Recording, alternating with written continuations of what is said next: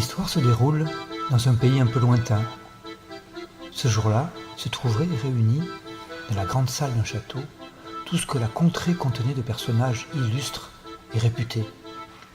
Des savants en choses savantes, des spécialistes en études spéciales, des chercheurs en choses perdues, des experts en affaires expertes, des consultants en dossiers à consulter, des conseillers en conseils, etc., etc. Toute cette noble assemblée échangeait, débattait dans de longues réflexions sur les matières essentielles de la connaissance. Rassemblée qu'elle était dans cette pièce immense où tant de sages s'étaient depuis toujours réunis, depuis le début des temps. Sur de longues tables de bois revêtues d'étoffes blanches, des comestibles et des boissons étaient disposés pour chacun. Les conversations allaient bon train sur les grands sujets du monde, quand le plus savant de ces savants, aimable vieillard à la longue barbe, sentit soudain son pied buter sur quelque chose sous la table quand il s'approcha du buffet. Surpris, il souleva le tissu et découvrit un enfant d'une dizaine d'années, apeuré et tremblant, caché sous la table. Au cri du savant, l'assemblée devint subitement silencieuse. L'homme sortit sans ménagement l'enfant et lui dit « Que fais-tu ici à nous espionner et à la cantonade? Comment a-t-il pu échapper aux sentinelles et arriver jusqu'ici ?» L'enfant lui dit tout tremblant « Monsieur le sage, sage parmi tous les sages, ce n'est pas ma faute. C'est la faute de mes amis. On a tiré au sort et j'ai perdu. » « Je ne comprends rien à ce que tu me dis, petit, dit le vieil homme. Je vais appeler les gardiens. » L'enfant se mit à pleurer. « Monsieur le sage, savant parmi tous les savants, je vous promets que je dis la vérité. L'un d'entre nous devait venir ici et le sort m'a désigné. » « Et quel était donc le but de cette intrusion? Je vais te faire fouiller pour savoir ce que tu es venu voler ici. » L'enfant reprit. « Non, monsieur, pas pour vous voler, ni vous, ni tous les illustres membres de cette assemblée. Non, monsieur. J'avais été désigné pour vous poser une question que nous n'arrivons pas à résoudre nous-mêmes. Je vous promets que c'est la vérité. » L'œil du sage sembla regarder l'enfant de façon encore plus méchante.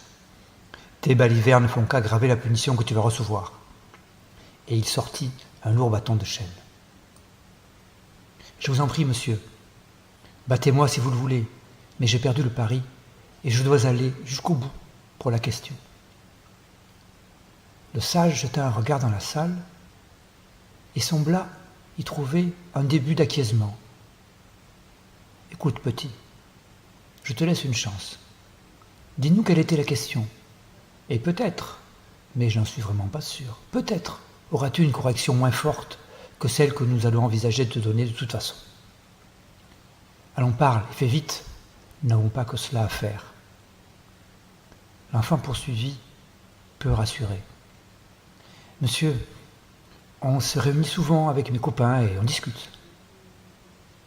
Et il y a quelques jours, l'un d'entre nous a posé une question qui nous a fait nous disputer car nous n'avons pas trouvé de réponse.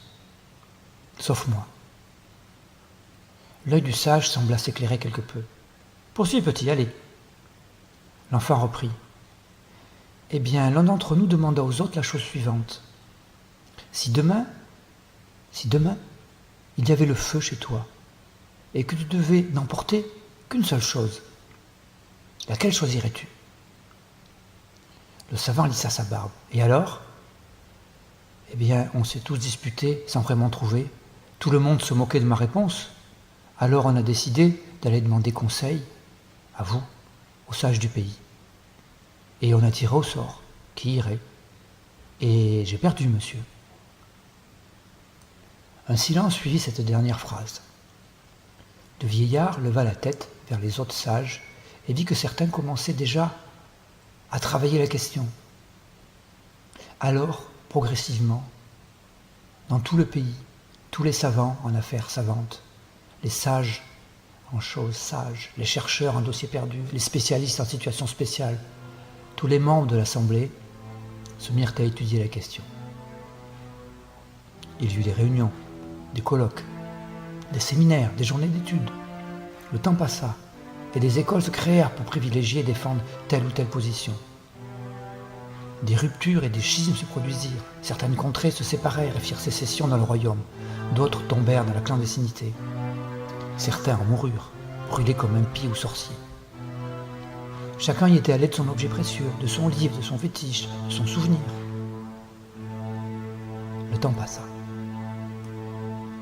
Plus tard, bien plus tard, le vieillard, à l'aube de sa mort, après plusieurs guerres, retrouva l'enfant qui avait grandi et lui dit « Tu te rappelles ta question ?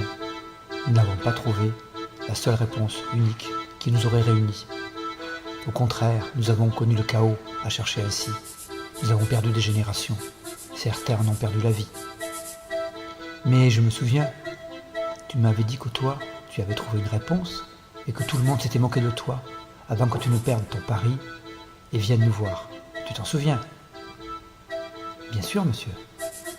Alors, dis-moi ta réponse, car c'est peut-être ce que j'aurais dû te demander en premier. Mais à l'époque, tu n'étais qu'un enfant, tu comprends ? L'enfant devenu grand, un peu triste, sourit et répond « Moi, monsieur, demain. Demain, s'il y avait le feu dans le royaume, ce que j'emporterais, eh bien moi, monsieur, j'emporterais le feu. »